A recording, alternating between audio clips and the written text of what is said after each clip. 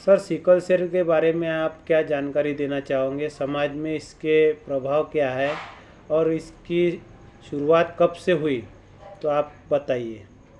सबसे पहले तो प्रथम मेरा नाम और आपके माध्यम से मैं यह परिचय और एक संदेश समाज तक का भेजना चाहता हूँ। और मेरा नाम है गजानन मानिकराव पुड़के। ये एरिया पड़ता है हमारा परतवाड़ा, ज़िला अमरावती और महाराष्ट्र है साहब। और जहाँ तक आपका प्रश्न है कि समाज में इसके क्या इफ़ेक्ट है, तो समाज में सिकल सेल के बारे में जानकारी नहीं है। जहाँ तक मैं समझता हूँ कि 80% लोग सिकल सेल की बीमारी से अनजान हैं। और सिकल सेल ये शब्द जो है, ये शब्द से ही लोग अपरिचित हैं।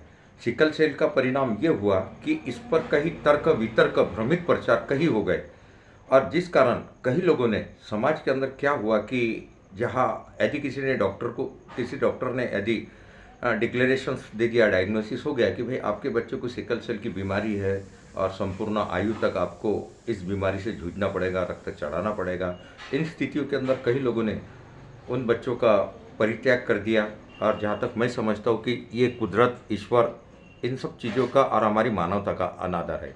आपने ये पूछा कि इस सिकल सेल बीमारी की जहाँ तक उद्गमित स्थिति के बारे में आप पूछ रहे हैं, यही सवाल है ना।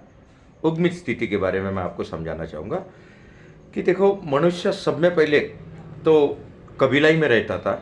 कबीलाई से वो बढ़ा धीरे धीरे नगर रचना की ओर। और नगर रचना जब इंसान करने लगा तो वो जल सिंचन करने लगा, क्योंकि जीवन के लिए जल आवश्यक था। और जल की जब सूरज की किरणें जल के ऊपर, सिंचन जल के ऊपर अनुकूल किरणें पड़ी, तो वहाँ मलेरिया के मच्छरों का उत्पात हुआ। और उस उत्पात के कारण समय में लोग मरते थे, विकल्प नहीं थे। तो कुदरतन एक बदलाव आया हीमोग्लोबिन के अंदर, जैसा इसको हम बोलेंगे एक ईश्वर की गिफ्ट। तो एक कुदरतन बदलाव आया और हमारे म्यूटेशंस के अंदर एक चेंज हुआ, HbS, मतलब अर्थात हीमोग्लोबिन सिकल्ड, इसका एक निर्माण होता। ऐसा एक शास्त्र जो हमारे साइंटिस्ट है, ये उनका एक दावा है। इसका संशोधन कब हुआ और किसने किया? इसका संशोधन देखिए 1910 के अंदर हुआ है, और डॉक्टर जेम्स बी हैरिक करके उनका नाम था।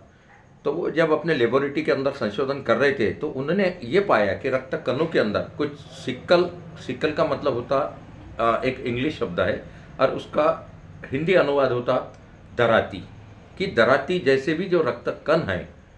तो इसलिए उस बीमारी को सिकल्ड करके वो बीमारी, और हीमोग्लोबिन यस करके वो इस तरीके से घोषित किया गया उन्होंने। अच्छा सर, मैं आपको रोकना चाहूँगा। और इसका प्रथम मरीज भारत में कहाँ और कब पाया गया? इसका प्रथम मरीज भारत के अंदर पहाड़ी सह्याद्री की पहाड़ों के अंदर नागपुर यहाँ पाया गया, ऐसा एक दावा पेश किया जाता है। अच्छा, रोगी और कैरियर में क्या अंतर है? कैरियर वो होता है जैसे कि जो व्यक्ति जिसमें सिकल सेल का एक जीन्स होता, उसे हम कैरियर बोलते हैं। जीन्स होता लेकिन उसे वो पीड़ा नहीं होती जो सिकल सेल के दो जीन्स में होता, जैसे कि double genes SS, SD, SE, इनको जो परेशानी होती है वो परेशानी कैरियर को नहीं होती। कैरियर का मतलब होता है एक आम आदमी की तरह जीवन जीने वाला नागरिक। अच्छा, आगे बढ़ेंगे हम। इस बीमारी की संपूर्ण इलाज क्या है?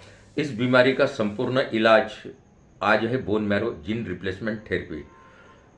किसी ज़माने के अंदर कंप्लीट 100% बोन मैच जब होता था, तो इस बीमारी से ठीक करने के लिए, और ये तब होता था जब एक ही माता पिता की दो संतानें, जैसे कि बहन भाई, इनका मैचेबल होता था 100%, उससे ट्रांसप्लांट करके इस बीमारी को ठीक किया जा सकता था। लेकिन आज विज्ञान प्रगत हो गया और उसमें हाफ मैच भी हो रहे हैं, तो ये पूरी तरीके से बीमारी ठीक हो सकती है। और इस बीमारी को कैसे रोके जाए?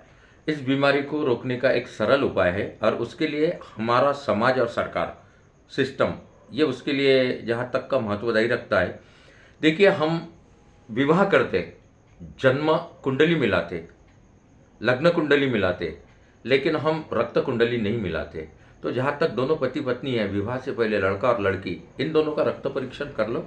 अगर दोनों में से दोनों कैरियर है तो उस विवाह को टाल दो।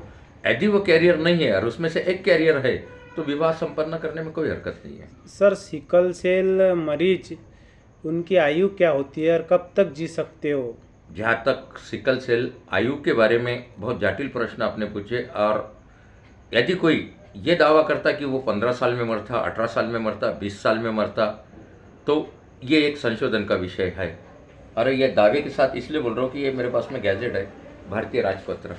ये भारतीय राजपत्र ये दावा करता है कि सिकल सेल का मरीज सही ढंग से उपचारित हुआ तो वो संपूर्ण आयु जीवन जीता है।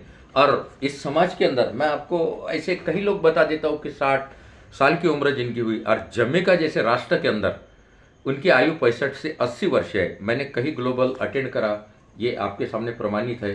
ये दक्षिण अफ्रीका से लेकर तो भुवनेश्वर तक का 150 राष्ट्रों की मुहिम है, और ये मेरा सौभाग्य है कि ये सब चीज़ें जुटाने का मुझे एक अवसर मिला, मौका मिला। पर इस बीमारी के जो रोगी है उसको सरकार बचाने में असफल क्यों होती है फिर? देखिए, सरकार बचाने में असफल नहीं है। सरकार अपने तरफ से फंडिंग जितना मतलब करना है, लेकिन हमारे यहाँ असफलता की अगर कोई बात होती तो सीधा निशाना जाता करप्शन के ऊपर। बाप बढ़ाना भैया सबसे बड़ा रुपया। तो होता क्या है कि इंसानियत के लौ भरे टुकड़े कुचल कर भी कुछ लोग अपनी बुनियाद बनाने में पीछे नहीं आते। सरकार की ओर से सहायता नहीं है, ये बात नहीं है। सरकार की ओर से तो बहुत कुछ सहायता है, लेकिन एक्चुअली हो क्या रहा है कि सिकल सेल का मरीज किसी भी कारणवश मर जाए, उपचार का ढंग कैसा भी हो जाए, तो सामाजिक यंत्रणा खामोश हो जाती है और उन डॉक्टरों के ऊपर ना तो कोई संशोधन होता, ना आपत्ति जताई जाती। तो कैसे इन मौतों को रोकोगे आप? अच्छा, तो सिकल सेल के मरीज के क्या लक्षण होते हैं? सिकल सेल के मरीज के लक्षण ये होते कि उनमें वजन नहीं बढ़ता, नंबर उनका ग्रोथ नहीं बढ़ता। और सिकल सेल के मरीज की विशेषता यह है कि जहाँ ऑक्सीजन की मात्रा कम हो जाती तो उनका लाल रक्त कणिकाएं आरबीसी वो सिकल सेल में कन्वर्ट होती, जिसके कारण उनके जैड़ों में दर्द होना, उनके हाथों में गुठलियाँ होना, ये सारे लक्षण है। उनके आंखें पीले रहना, उनका पेशाब पीला आना, ये केवल लक्षण है। और ऐसे मरीजों का हीमोग्लोबिन 3-3 महीने के अंदर आपको चेक करते रहना है। और जहाँ तक साल में 1 वर्ष के अंदर 4 बार, जैसे मौसम बदलता है तो ये मौसम उनको शूट नहीं होता, आपातकालीन स्थिति के अंदर वो अस्पतालों में भर्ती होते, और कई बार उनको मतलब उनका जो पूरा आयु समर्पित है वो खून के ऊपर निर्भर इसके होता लिए कौन से टेस्ट करना चाहिए? है। इसके लिए इलेक्ट्रोफोरेसिस स्टेट टेस्ट है, सोलिबिलिटी टेस्ट है, जिससे पूरा आपको क्लियर निदान हो जाएगा। और वैसे भी ये 6 महीने और 1 साल के बाद ये जो बच्चा है ये इतना चिड़चिड़ा हो जाता और इनका ब्लड सूखना जब चालू होता तो उसी अवस्था में इसके लक्षण उभर ही जाते। बहुत अच्छी जानकारी दी आपने सर, और आप हमारे साथ आगे भी बनते रहेंगे और हम फिर से आपसे मिलेंगे और फिर से मुलाकात लेंगे। इसी तरह आपका बहुत बहुत शुक्रिया, धन्यवाद। आपका भी तहे दिल से शुक्रिया। समाज तक का ये सब चीज़ें पहुँचे और उन समाज को इसका लाभ हो। शुक्रिया।